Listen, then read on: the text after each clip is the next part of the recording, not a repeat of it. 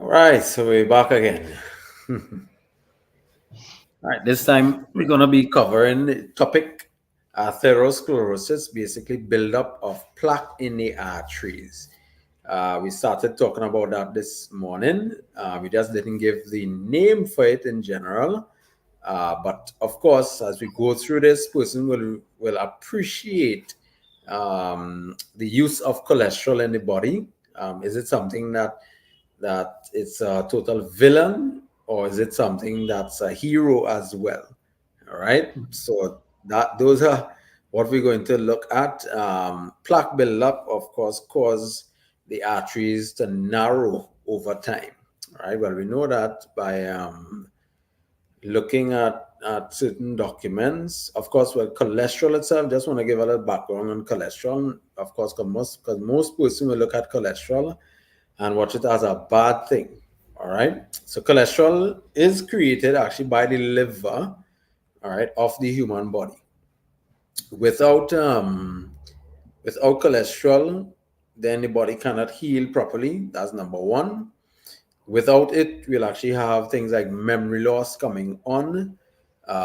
Inflammation levels may actually rise higher without it as well too. But when does cholesterol actually become dangerous to the body? That's what we will look at today, and why it is that we need to pay more or less close attention to cholesterol. So just a little background here. Cholesterol is a waxy fat-like substance that is actually found in all the cells of the human body. The body needs some cholesterol to actually make hormones. For example, things like vitamin D, um, all the classes of steroid hormones like glucocorticosteroids, all right, mineral corticosteroids, and sex hormones. They are all derivatives of cholesterol. So without cholesterol, you cannot make estrogen, progesterone, testosterone, the adrenal hormones, which is like cortisol, the androgen, and aldosterone. So without cholesterol, you cannot make any of them. So we see here the importance actually of it, right? So while it is that it actually builds up in the arteries or builds up on any the lining of the endothelial lining itself, we have to find out, why does that happen in the first place? All right. Well, of course, from my knowledge, as we go along. So this is right. So this is what we see in here in the picture. So I'm just giving like an overview of what so persons could get a little educated on the endothelial lining and cholesterol. So you look at the walls of the arteries. You will see here within the walls of the arteries, you will see for yourself. So the artery wall, you'll see the endothelial lining, the inside lining, and that's a normal artery. Now you look at the cholesterol at the disease arteries, you'll see cholesterol building up on the underneath here, and of course you see blood cells actually trying to move along, and then a blood clot actually formed because of the buildup of the cholesterol within the arteries. So you need nice clean arteries so that blood could flow really freely and nice. And then you look at the blood vessel that is diseased, you see it's actually building up underneath the wall of the endothelial lining. So that should actually bring a little question to the mind. Why does that build up underneath instead of actually inside of the artery? All right. So as we go along, persons will be able to learn that. All right. So this last image here, this is actually showing a better imaging of what the cholesterol buildup is like within the arteries. If you notice, this one is actually pretty narrow. So imagine blood trying to actually get through this particular artery that you're watching here. Automatically, it's going to take time to get through. And of course, persons will generally have sometimes things like little pain, angina, pain, that's basically chest pain. As you go along, you will actually see persons suffer with that. So there's so many symptoms that could come from this in particular. And we're more or less talking about the coronary artery, which is what generally causes like heart attack, right? And then you have the carotid artery, which is basically in the neck area to the brain. That one, once that is clogged, you could get let's say like clots forming, and that can form within the brain as well and cause a stroke, right? Now we'll also talk about stroke as well too. So all of that has to be done, and all of that actually reaches to the cardiovascular system and how it actually functions, how it works. All right, so Mr. Diaz, I don't know if you have any comments to share on this particular little short topic here. But of course, we have so much to go into because of the hormones that is actually built by cholesterol. Yeah, well, see, that is actually very interesting. I like the question that you asked earlier. Is it that cholesterol, is it a friend or is it a villain? Now, the thing about it is that cholesterol is extremely important. We can't survive without it. So that alone should tell you that it's not a villain, you know? And I remember doing some research into cholesterol, especially in regards to uh, Western medicine, you know, and now if it is that your cholesterol is about if it's above 150 or 160, they will tell you, well, that's a bad thing. But the reality is there was a time when people were a lot healthier and that bar was about 300. All right. Yeah. So yeah, they would actually back then they would say, well, all right, if it's under 300, it's good. Okay. And there was also a time when there was no bar at all. All right. There was a time when that wasn't even a question in Western medicine. And people's cholesterol will go up to 4, 5, 600, you know, and they're still pretty much living normal, healthy lives. Now, the thing about it is that our bodies provide or produce the amount of cholesterol that is needed to efficiently run our body. All right. As you so correctly said, the liver uh, is responsible for producing cholesterol. But what happens? Why is cholesterol an issue in terms of clogging of the arteries and stuff like that? You know that's a pretty good question there, and I think that that's a question that a lot of people will definitely like an answer. All right, so uh, hold on, just a moment, please.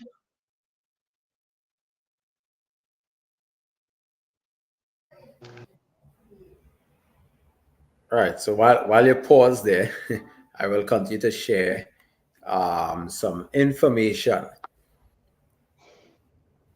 Right. So you're All back right, I on. think I'm back, but go ahead. All All right. right, so Mhm. yeah, go ahead. Okay, sure. Right. So of course, well, cholesterol itself, we know it's a hero, and it could become a villain. In other words, right. So I'm realizing right, the laptop is just checking my internet quality. Right. So, of course, cholesterol. Now, persons who are listening onto this program, if you want, you could actually send in your questions or any little comments that persons may have. They could send in your comments. All right. So, I'm seeing a call coming in here, and that's your wife calling me. Oh boy, okay. So, Let her know that you are on the same program that I am on.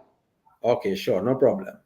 Let me just All right. So again, as I was saying, where does the clogging of the arteries, which is of course caused a lot of times by cholesterol, where is that coming from? Well, the reality here is, again, when there is excessive cholesterol buildup, which could happen, a lot of this cholesterol finds itself in places where it really shouldn't be.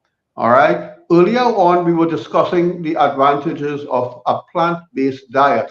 Now, if it is that you are not on a plant-based diet, let's say, for instance, that you're having a lot of foods generally that could contribute to the buildup of excessive cholesterol. So we have cheese, we have milk, we have butter, we have all the meats, all of the fried foods, all of these different things.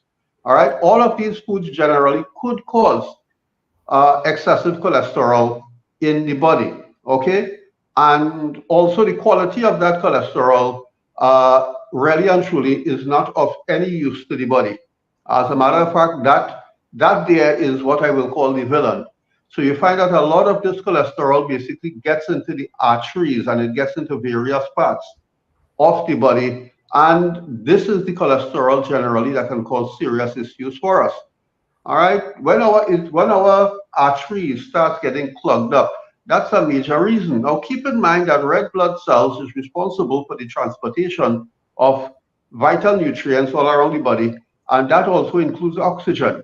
Hence the reason why when there's clogging of the arteries, you find that these people also have serious people breathing, all right, or serious problems breathing, sorry.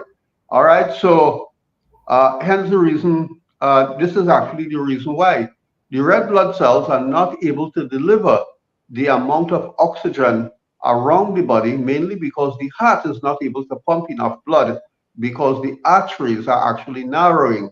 And that, of course, makes you a very good candidate for a stroke or a heart attack. All right. So, again, that should give you an idea of the benefits of a plant based diet.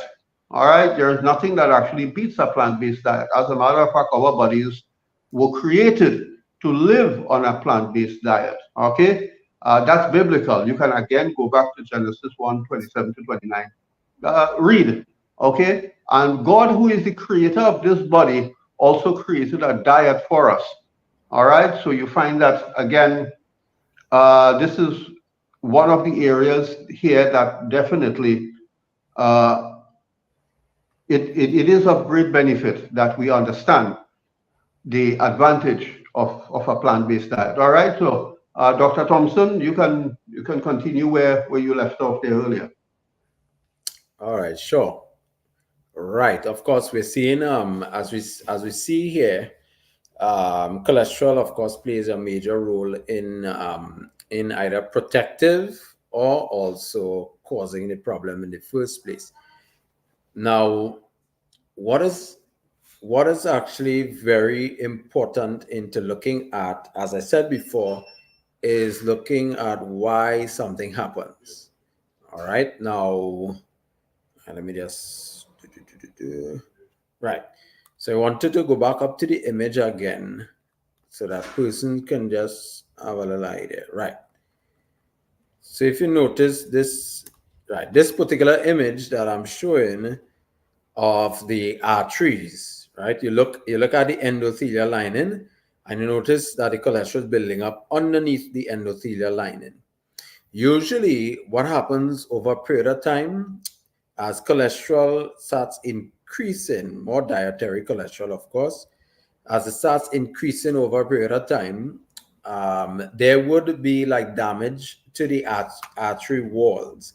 Now, if there's damage to the artery walls, that damage could come from, let's say, from heavy amount of sugar, things like alcohol, coffee could also cause damage to the arteries as well.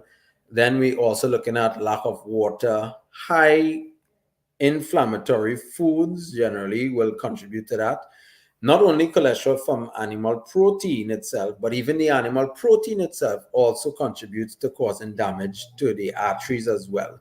We looked at what you call arachidonic acid. Well, I won't go through that part of it, that big word. Persons don't need to go through that. But the simplest thing is that the source of inflammation will come there. Then you have oils like corn oil, soybean oils, canola oils. Many of these vegetable oils, they tend to cause damage to the inside lining, to the endothelial function. Once that is damaged, automatically cholesterol actually plays a role in being protective now. So while you're trying to be the hero of the whole thing, I don't know if you watch some of those hero shows where the hero is there trying to protect, but sometimes he causing a little damage in between. You will tend to see that happening from time to time. All right. So being this hero now, he's trying to actually plug a hole or to basically kind of protect the arteries. Once that is happening though, because it's getting narrower and narrower, then the blood itself, you have platelets, which is there, which is like fragments of cells. The platelets come in to actually stop things like bleeding and different things like that. And as a person actually starts to bleed, or let's say if there's a damage, because the platelets helps with inflammation as well. So if there's damage, inflammation comes, white blood cells actually rush in to the area of the damage of the arteries. So they are the ones that usually actually is responsible for causing the rupture of the plaque in the first place. All right. So why they actually cause the rupture? Because they're trying to fix a problem, but because it's so overburdened now and it's so much pressure added to it, instead of helping, it actually does the opposite of it. So underneath the lining, that takes place because the body is trying to protect itself and to heal itself. And then when that clot forms, obviously blood cannot flow as free as possible as it can be.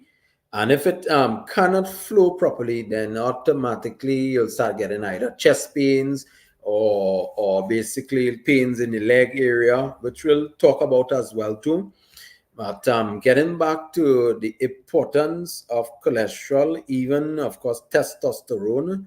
Testosterone is so important, all right, because I've seen persons where if they use normal testosterone, right, that is not created by the human body, they could actually end up with heart attack. They could end up with stroke as well, because it's not normal to the human body to actually have something that's foreign that is coming into the system. So even that too, we have to pay close attention to. So without these steroid hormones, all right, we're going to have imbalance in the hormones, and then all sorts of diseases starts coming just from this little episode here. So that's why when persons use medication, they have to be very careful, because remember, if you're taking medication to lower cholesterol, that medication is not saying to itself, hey, you know what, let me lower the cholesterol that's coming from the diet alone. It's basically lowering cholesterol overall. And as you see that actually start taking place, automatically, that's why you see some person lead on to memory loss. One of the side effects of cholesterol medication basically is weakening of muscle. The heart is a muscle. So if the heart is a muscle, automatically these medication could also weaken the heart as well. So while it's actually trying to save you from a heart attack, it could cause one at the same time. So I'll slow down on that area here, and let me just read this particular comment here. Good day. When a doctor say an angiogram must be done, is this because of plaque buildup in the arteries? Definitely yes. An angiogram is a test that is done to actually see if there's any clogging of the arteries. All right. So Mr. Diaz, you can come in there. How can we prevent the episode of the build-up itself? What are some things that we can use? Maybe you can call out maybe some types of foods or anything that comes into your mind. Oh yeah, sure. Well, of course, fruits play a vital role where that is concerned. But of course, there's two sides to that. All right.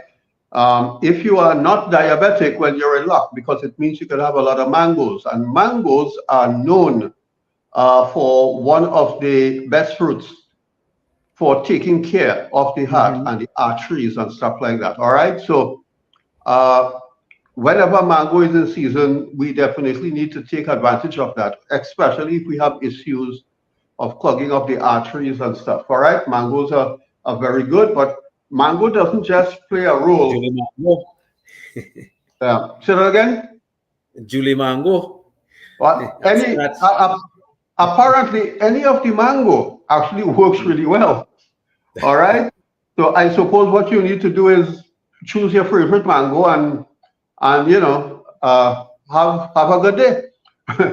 All right. So, but mango does not just clean the artery. All right. That is one of the fruits that I consider to be, I don't know, a real smart fruit. Mango knows, or mango seems to know that as long as you start cleaning the arteries, all of that waste has to go somewhere. So it doesn't just clean the artery, it also cleans the colon. All right, so it seems as if mango doesn't just helps to clean the artery, but it also provides an escort for it to exit the body. Okay, watermelons, pawpaw, pineapple, all of these are really, really important fruits that definitely we should be having lots of when we're dealing with cleaning of the arteries and stuff like that. As I mentioned earlier on, for those who could remember, keep in mind that watermelon, especially the skin of the watermelon, when you juice that, the white part and the skin, it has a lot of L-citronil, which is a precursor to nitric oxide, and nitric oxide is extremely important when it comes to cleaning up the arteries and stuff like that. All right. So you have fruits, you have vegetables. Vegetables are also very, very useful when it comes to dealing with matters of the heart. All right, melanjan, for instance, uh, has a pretty healthy uh, magnesium content, Mm. so the fruits generally that has a very good magnesium content, or the vegetables, these are areas that could be concentrated upon. But the reality is a plant-based diet is basically what protects you, and it could also help in recovery. So if you are at the point whereby you are having issues, clogging of the arteries and stuff like that, what you need to do basically is get off the processed foods, get on a plant-based diet. All right, that is one of the sure ways, by God's grace, of assisting with the cleaning up of the arteries and stuff like that. All right, as I said, lots of water, getting enough sleep. All of these are really essential areas when it comes uh, to heart health. All right. There are herbs, of course, that can be used, but the first step to healing is always diet. All right.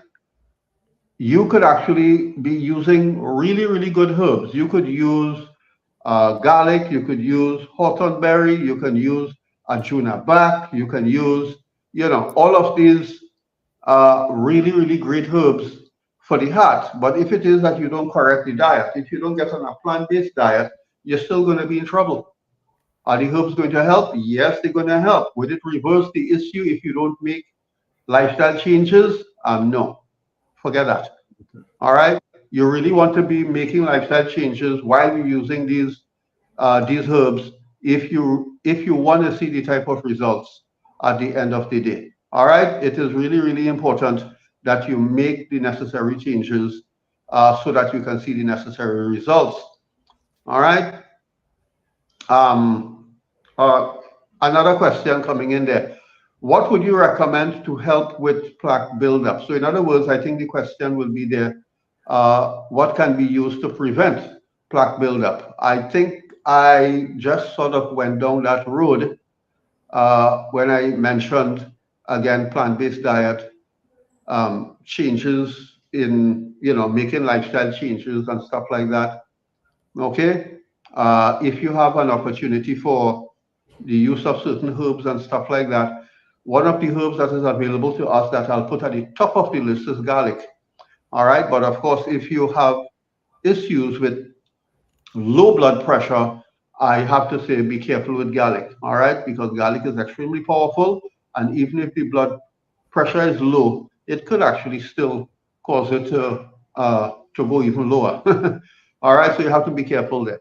But again, one of the safest bet that I would suggest to you as you get on a plant-based diet, check us out at the Eden Heights Clinic. All right, Cardio for Life is one of the supplements that is uh, definitely moving into the right direction when it comes to bringing you to that point whereby you can start getting protection and clearance to the arteries. Okay. As a matter of fact, Cardio for Life, I think I did mention this morning, is one of those uh, supplement that actually is a Nobel Prize winner. Okay, there are other options that you do have. There are supplements again that consist of herbs like hawthorn berry, garlic, arjuna bark. and stuff like that. These are herbs that are renowned for good, healthy heart. All right, it can help to dilate the arteries, clean up plaque from the arteries, strengthen the heart. So it can help pretty much in all these areas. All right, so there is a lot that we can do. The power is in our hands to make the necessary changes. Eat the right foods and stuff so that we can benefit from a much healthy heart. Yeah. As just jump in there, actually, one that I think that type of foods, the cruciferous vegetables, basically greens, lots of greens. Actually, what the Correct. doctor said that who basically pioneered the cleaning of the arteries and reversal of heart disease, he was taking actually a lot of greens and he was basically like doing a little steaming of them, and they add either a little lemon juice to that, or well, sometimes they would have used apple cider vinegar, but I love to use more lemon juice instead of apple cider vinegar. You can actually take lemon juice and squeeze it on the vegetable itself. What that does naturally, it increases the use of the nitric oxide as actually found in the greens. The greens actually is of the most powerful food when it comes to healing of the arteries. So you're talking about things like bhaji, you're talking about kale, spinach. There's another one called like beet leaves or basic arugula. All of those actually work excellent for basically cleaning of the arteries. Not only that, it reduces the inflammation in the arteries as well. And that's what's important, because you could have clogged arteries, but if there's no high levels of inflammation, you're not going to have a heart attack or a stroke. The inflammation is what really brings on the heart attack or the stroke. Inflammation, of course, when we look at what is involved, you're looking at proteins involved, white blood cells are involved, the cholesterol, of course, involved. Then you're also looking at calcium. Calcium itself tend to even build up in the arteries as well, which causes the calcification or hardening of the arteries. Now, that one is even more difficult to actually deal with. We're not talking about just soft buildup of plaque from cholesterol, but we're also talking about calcium that comes in from either you taking calcium supplements. It could become dangerous to you, the use of calcium supplements. Usually don't recommend the use of calcium supplements. What we recommend is calcium more from plant-based calcium supplements, where you kind of break down, let's say, either herb into powdered form or let's say calcium citrate, for example, and that is a better one to use. Most of the calcium, like caltrate itself, is something that the body don't really absorb, and once it don't absorb it, it could get deposited into the eyes, cataract, heel spurs into the arteries, causing clogging and hardening of those blood vessels. All right, so we have another question there again. All right, can you please repeat what is best to use again? Just got in. All right, so no problem. We can repeat that again. I guess you could repeat some of those information that you had before. Yeah. Well, again, for the benefit of the person that just asked the question, the first line of defense against heart disease is diet reform. All right. So before you think about using herbs, before you think about using all the expensive supplements and all these things, the first line of defense against heart disease or any disease, as a matter of fact, is diet reform, switching to a plant-based diet. All right, Dr. Thompson just went to town pretty much on some of the foods generally that will help where heart disease is concerned, and that will consist of all of the green foods, all of the greens. All right, they are all very, very useful. I mentioned before, fruits are also very, very useful. There is like mango, especially mango is high up on the list for taking care of heart disease and stuff like that. All right. Um, as a matter of fact, this might sound strange to some people. But I remember in my research in time past, the people of India that suffered from heart disease, one of the things that they did, besides having the mango fruit, they used to actually boil mango back in milk, and they used to actually drink that on a daily basis also, because the properties that is found in the fruit is also found in the back of the tree, you know. So Hmm. they would boil the mango back and they would actually use it. I wouldn't suggest the use of milk for boiling mango back, because milk by itself, especially if you already have a problem, can contribute to more issues of the heart, unless of course if you're maybe using goat's milk. But boiling the mango back, just simply use water. Okay, and you can sweeten it with a little honey, because honey is also very, very useful where the uh, health of the arteries is concerned. All right, so you could boil the mango back, sweeten it with a little honey, and add maybe a little tip of cayenne. All right, and that is also that's a very good natural remedy for issues of the heart. If you can't get the mango back, the mango leaf would work. Okay. So I also mentioned that in terms of supplement, if you're interested in good supplements for the heart, you can check us out at the Eden Heights Clinic. All right. There's Cardio for Life, which is a really, really good product when it comes to dealing with the health of the heart. And you can also get further advice at the Eden Heights Clinic of other supplements, other very successful supplements that you can use for issues of the heart. All right. So I hope that was helpful there to you. It looks like Miss Sharma. I hope that that was useful to you there. Definitely. With these information, and it's simple information as well too, is nothing hard for persons to do. Is really to make up your mind and start making those changes right away. And it takes time for the arteries to unclog, so it's better for a person to prevent the event in the first place. All right. So of course, we're going to be continuing this particular program as we're going along. Now, this is just another topic of heart disease. Next, we'll actually be dealing with what we call peripheral artery disease. Now, that one you don't want to miss, because a lot of persons in Trinidad actually have problems with this one. They always talk about cramping in the hands and the feet, and so much cramping in the neck and pains and different things like that. You don't want to miss that one. It also involves actually clogging of the arteries. Um, but we're going to go more into the limb area and, of course, see how to deal with those signs and symptoms. You may notice while we actually go through all of the fix for it, it's very simple, and it's kind of the same fix for most of these things, because you're dealing with blood vessels. All right. So what we'll be doing in the next topic is just to highlight the condition itself. And once we highlight the condition, the fix is more or less kind of the same for many of these different complications. So of course, if you need to get on to us, you'll see the number on the screen there. All right. So for the two offices, of course, 4939196, that's in Shabonas here.